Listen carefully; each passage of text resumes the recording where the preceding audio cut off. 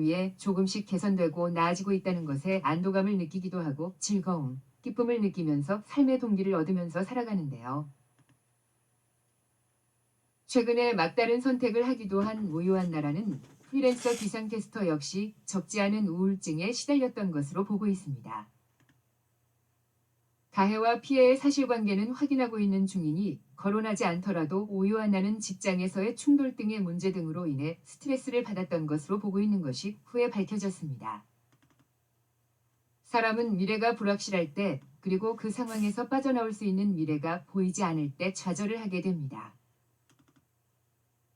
기상캐스터였던 우유한 나 역시 잠이 들지 못해 수면제와 술을 마시면서 삶을 이어갔던 것으로 보입니다. 우울증의 가장 큰 문제는 세로토닌과 도파민의 균형이 깨졌을 때라고 합니다. 세로토닌의 경우 감정 기복과 슬픔이 증가하며 도파민의 부족은 삶의 동기를 상실하게 되게 만드는 요인이기도 합니다. 예를 들어 담배를 피우지 못했을 때의 금단현상은 원하는 도파민의 양이 나오지 않았을 때 견디지 못하기 때문이기도 합니다. 지난 10일 대전 관저동의 한 초등학교에서 초등학교 1학년 생인 A의 양을 살해하는 사건이 발생하게 되었습니다. 가해자로 알려진 일반교사였던 40대 B씨는 우울증 등의 문제로 휴직했다가 지난해 말 복직한 것으로 알려졌는데 당일 자신의 범행을 시인했다고 합니다.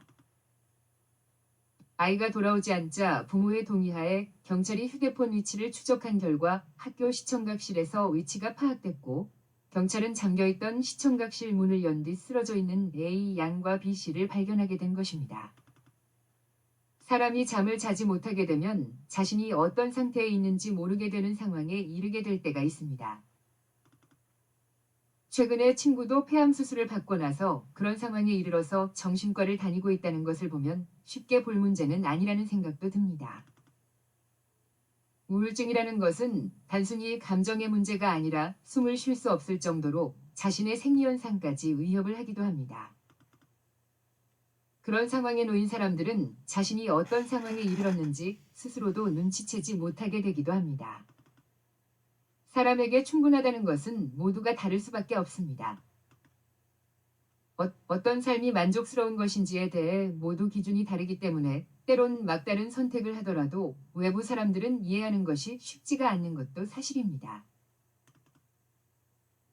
모든 우울증에 걸린 사람들이 그런 선택을 하는 것은 아니지만 적어도 삶의 동기라던가 행복이라는 감정을 느끼지 못해서 괴로운 삶을 살 가능성이 높은 것도 사실입니다.